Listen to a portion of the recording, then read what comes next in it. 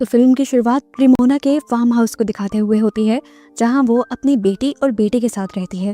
रेमोना इस टाइम एक वीडियो देख रही थी, जिससे हमें पता चलता है कि रेमोना और उसके हस्बैंड ने बहुत प्यार से ही ये फार्म हाउस बनाया था और इसकी एक एक चीज को मैनेज किया था। रेमोना ये वीडियो देखकर दुखी थी क्योंकि उसके हस्बैंड की डेथ हो गई थी एक एक्सीडेंट में, जिस एक्सीडेंट में रेमोना की भी टांगे चली गई थी। इस एक्सीडेंट ने रेमोना को मेंटली भी बिल्कुल तोड़ के रख दिया था, यहाँ तक कि वो अब अपने घर और बच्चों पे भी सही से ध्यान नहीं दे पा रही थी, जिसकी वजह से उसके घर के हालात काफी खराब हो चुके थे। यहाँ तक कि घर का सारा छोटा बड़ा काम टेलर करता था। इसके बावजूद भी रेमोना का बिहेवियर इन लोगों के साथ सख्त रहता था। रेमोना रोज उठते ही बस एक चीज कहती है, गिव मी स्ट्रेंथ। फिर जब वो कमरे से बाहर आती है तो देखती है कि टेलर ने ज्यादातर काम तो कर लिया था, लेकिन घर की बहुत सारी चीजें खत्म हो गई थी। घर में लाइट भी चली गई।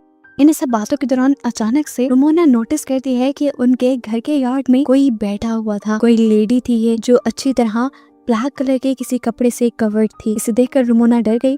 उसने अपने दोनों बच्चों को घर के अंदर रहने को कहा और खुद उससे पूछने के लिए गई कि वो यहाँ क्या कर रही है। वो इस लेडी को डराने के लिए ये भी कहती है कि अभी थोड़ी देर में मेरे हस्बैंड आने वाले हैं, अच्छा यही है कि तुम यहाँ से चली जाओ। लेकिन ये लेडी ये कहकर रेमोना को हैरान कर देती है कि तुम्हारे हस्बैंड मर चुके हैं, वो भी एक एक्सीडेंट में, और उसी एक्सीडेंट में तुम्हारी भी ये टांग गई थी। रेमोना को अब उससे डर लगने लगा। वो रेमोना से कहती है, रेमोना आज वो दिन आ गया है जिसके लिए तुम मुझे बुलाती थी, मैं आ गई हूँ। रेमोना जब उसकी बात नहीं समझ पाई तो उसने अपने खून से भरे हुए हाथ दिखा दिए। रेमोना अब तेजी से डरकर अपनी कार की तरफ बढ़ती है ताकि वो अपनी कार को ऑन करके एटलीस्ट अपने फोन को चार्ज करे और यहाँ पर पुलिस बुला सके। लेकिन अब कार भी स्टार्ट नहीं हो रही थी। डरते हुए रेमोना घर के अंदर आ जाती है तो बच्चे उससे ब्लैक ड्रेस वाली लेडी के बारे में पूछने लगते हैं। वो बच्चों को कुछ भी बताने के बजाय उन्हें डांट कर चुप करवा देती है। बच्चों के सवाल जब खत्म नहीं होते तो रेमोना का गुस्सा एक हद से ज्यादा बढ़ जाता है। वो चीजों को तोड़ने लग जाती है और अपने बच्चों पर भी शाउट करती है, जिसके बाद खड़े होकर वो घर के सभी खिड़कियां दरवाजे लॉक कर देती है। इसके बाद जब वो बैठती है तो उसे अपने टांग के जख्म में दर्द फील होता है। वो देखती है कि वहाँ एक स्टिच निकला हुआ था। रेमोना नोटिस करती है कि वो औरत थोड़ा सा इनके घर के करीब हो गई है। ये देखते हुए वो सोचती है कि वो अपने डॉग चार्ली को घर के अंदर ले आए, लेकिन जब वो बाहर गई तो उसने देखा कि उनका डॉग भी वहाँ नहीं था। लेकिन ये बात उसने बच्चों को नहीं बताई। लेकिन अब इस डर ने उसके गुस्से को और भी ज्यादा भड़का दिया था। वो टेलर को भी एक और मर्तबा डांट देती है, यहाँ तक कि वो अपनी बेटी को थप्पड़ भी लगा देती है क्योंकि वो बार बार आर उल्टा लिख रही थी। रेमोना को एकदम से अपनी गलती का एहसास भी हो जाता है। इतनी बड़ी गलती नहीं थी उसकी बेटी की जितनी उसने सजा दे दी, इसलिए उसने फौरन अपनी बेटी को गले लगा दिया। और जैसे ही उसने शीशे में देखा तो कुछ अजीब हुआ। उसके हाथ में एक चाकू है जो उसने जल्दी से अपनी बेटी के अंदर स्टैब कर दिया। एकदम से वो होश में आई और उसने देखा कि इस टाइम उसकी गोद में एक पिलो था, लेकिन उसने इस पिलो के अंदर चाकू स्टैब किया था। ये उसके पास किस टाइम में आया, उसे किसने पकड़ाया, कुछ याद नहीं। टेलर जब पीछे अपनी मॉम को देखता है तो और भी ज्यादा परेशान हो जाता है। वो जान गया था कि अब उसकी मॉम तो मेंटली स्टेबल नहीं है, तो इस मुश्किल से उसे निकलने के लिए खुद ही कोई रास्ता तलाश करना पड़ेगा। रेमोना अपनी बेटी को लेकर रूम में चली जाती है और वो चुपके से घर से बाहर निकल जाता है। वो गाड़ी के जरिए अपने साथ वाले फार्म हाउस में जाकर वहाँ से मदद लाना चाहता था, लेकिन कार तो पहले भी नहीं चली थी। कुछ देर में रेमोना भी उसे ढूंढते हुए यहाँ पर आ जाती है और उस पर बहुत ज्यादा गुस्सा होती है। तेजी से वो उसे घर के अंदर भी ले आई थी, लेकिन अब टेलर को भी गुस्सा आ गया था क्योंकि वो जान गया था कि उनका डॉग चार्ली बाहर नहीं है और रेमोना कुछ उनसे छुपा रही है। टेलर अब अपनी मॉम से कहता है, आपसे कुछ नहीं होगा, मैं ही इसे हैंडल करूंगा। ये कहकर वो गुस्से में एक रूम में चला गया जहाँ पर उसके डैड की चीजें थी और यहाँ पर उसने एक गन उठा ली। रेमोना उससे आकर लड़ने लगी, ये क्या कर रही हो तुम, उसे वापिस रखो। और इनकी बहस के दौरान हमने बाहर ब्लैक लेडी को देखा, वो इनके घर के और करीब आ गई थी। अब टेलर गुस्से में गन लेकर बाहर जाता है और इस ब्लैक लेडी के ऊपर गन तान देता है और उससे कहता है, जल्दी से निकल जाओ मेरी प्रॉपर्टी पे से। औरत टेलर से डरती नहीं बल्कि अपना वेल उठाकर कहती है कि तुम्हारी मॉम ने आज तक तुमसे झूठ बोला है। उसने यहाँ पे एक बहुत ही हैरान कर देने वाली हकीकत टेलर को बताई और उससे कहा कि ये बात जाकर अपनी मॉम से पूछो। टेलर गुस्से में भड़का हुआ अंदर आया और उसने रेमोना से पूछा, मेरी डैड की मौत कैसे हुई थी। रेमोना उसके इस अंदाज से डर गई और उसे कहानी सुनाना शुरू की। उस रात ही जब वो और डेविड दोनों एक फैंसी रेस्टोरेंट में गए थे, लेकिन यहाँ पर रेमोना खुश नहीं थी।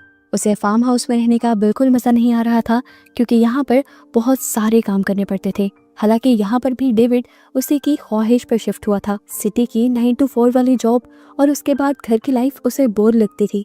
अब जब सब यहाँ पे आ गए थे, सब यहाँ सेटल हो गए थे, खुश थे, तो एक रुमोना ही नाखुश थी। अब वो यहाँ से भी कहीं और शिफ्ट करना चाहती थी, लेकिन डेविड साफ मना कर देता है, क्योंकि इतनी जल्दी शिफ्टिंग और सबका सेटल होना पॉसिबल ही नहीं। इनकी अच्छी खासी बहस होती है और ये लोग इसके बाद होटल से निकल जाते हैं।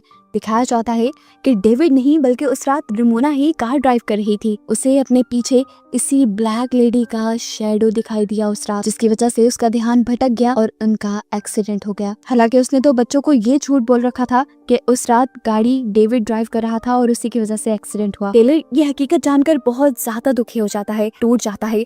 उसके अंदर भी नेगेटिविटी ज्यादा होने लगती है और ऐसे बाहर बैठी हुई लेडी का असर इनके घर पे और ज्यादा होने लग जाता है। और इस दौरान हमें दिखाया गया कि इस लेडी का शैडो बड़ा होता जा रहा था। इस औरत के शैडो से बचने के लिए ये सब लोग एटिक में चले जाते हैं, लेकिन एटिक में भी वो ब्लैक लेडी अपने शैडो के जरिए रुमोना की छोटी बेटी को अपनी तरफ खींच लेती है। ये लोग उसे पकड़ते भी हैं, लेकिन वो लड़की तेजी से खींची जा रही थी। तब टेलर जल्दी से जाकर उस विंडो को ही ढक देता है, जिसके जरिए वो ब्लैक लेडी रुमोना की बेटी को कंट्रोल कर रही थी। और विंडो को कवर करने के बाद उसकी बहन छूट जाती है, लेकिन इसके बाद भी वो एंटिटी खामोश नहीं बैठी थी। वो इनके घर की लाइट्स फ्लिकर करके इनके घर की चीजों को गिराकर इन्हें डराती है और फिर रुमोना पर हावी हो जाती है, उसे पोसेस कर लेती है। हावी होते हुए ऐसा सीन दिखाया जाता है जैसे रुमोना और ये एंटिटी एक साथ मिल गए हैं। वो एंटिटी अब रुमोना की बेटी को गले लगाती है और वो भी गायब हो जाती है। टेलर अपनी आंखों से देखता रहा और कंफ्यूज हो गया। वो अकेला ही यहाँ खड़ा रह गया था। उसकी मॉम और बहन को इस एंटिटी ने एकदम से गायब कर दिया था। तभी अचानक पीछे से रुमोना अपना लाइटर लिया है यहाँ पर। अब रुमोना और टेलर दोनों मिलकर रुमोना की बेटी को ढूंढने लग जाते हैं और ऐसा करते हुए रुमोना एक ऐसे कमरे में चली जाती है जो कमरा उसे उसका पास दिखा रहा था, जिसमें उसे डेविड भी नजर आया। डेविड काफी खुश नजर आ रहा था और वो रुमोना से कहता है, देखो तुम्हारे पसंद के फूल भी यार्ड में खिल गए। रुमोना अब उसके करीब चली जाती है। एकदम से सीन बदलता है और हम देखते हैं कि डेविड ने उसे मारना शुरू कर दिया। वो उसका गला दबा रहा था और अगले ही पल रुमोना ने अपने आप को ब्लैक ड्रेस में यार्ड में बैठा हुआ देखा, बिल्कुल उस एंटिटी की तरह जो अभी इनके घर के बाहर थी। इस टाइम उसके सामने रुमोना का दूसरा वर्जन आया। ये वो सीन बन गया जब रुमोना पहली मर्तबा इस ब्लैक ड्रेस वाली लेडी से बात करने के लिए आई थी। यहाँ इस सीन में ब्लैक ड्रेस में बैठी हुई रुमोना अपने मुंह से वो ब्लैक कपड़ा, ब्लैक वेल हटाने लगती है और उसके सामने वाली रुमोना अजीब से तरीके से कहती है, वो दिन आ गया जिसका तुम्हें इंतजार था। सीन अब यहाँ से कट होता है और रुमोना दोबारा अपने आप को एटिक में देखती है, जहाँ उसके दोनों बच्चे मौजूद थे। ये लोग वापस नीचे उतरते हैं तो उसके सामने वो ब्लैक ड्रेस वाली लेडी आ जाती है, जिसे देखकर रुमोना डर जाती है और उसके ऊपर गन तान देते हैं। तो ये लेडी कहती है, मैं खुद से यहाँ नहीं आई, तुमने मुझे बुलाया है। हर सुबह तुम उठ के कहती थी, गिव मी द स्ट्रेंथ। तुम अपने आप को अपनी जिंदगी को खत्म करने के लिए ताकत मांगती थी और अब मैं तुम्हारे पास आ गई हूँ। यहाँ पर रुमोना अब इस लेडी के साथ अकेली रह जाती है। लेडी अब रुमोना को भड़काती है अपने आप को खत्म करने के लिए। वो उसकी गर्दन के ठीक नीचे बंदूक रख देती है और उसका घर के अंदर जाने के लिए बढ़ जाते हैं।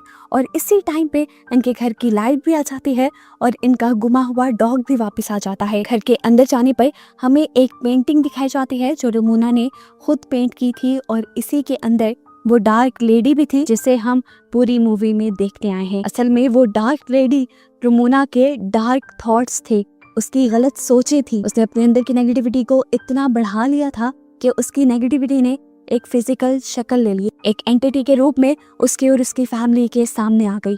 आखिर में जब रुमोना उस कमरे से बाहर निकली तो असल में वो अपनी गलत सोचों से, अपनी नेगेटिविटी से बाहर निकल आई थी, जिसकी वजह से वो एंटिटी भी खत्म हो गई और ये लोग भी सेटल हो गए। और बस इन्हीं को दिखाते हुए ये कहानी यहाँ खत्म हो जाती है।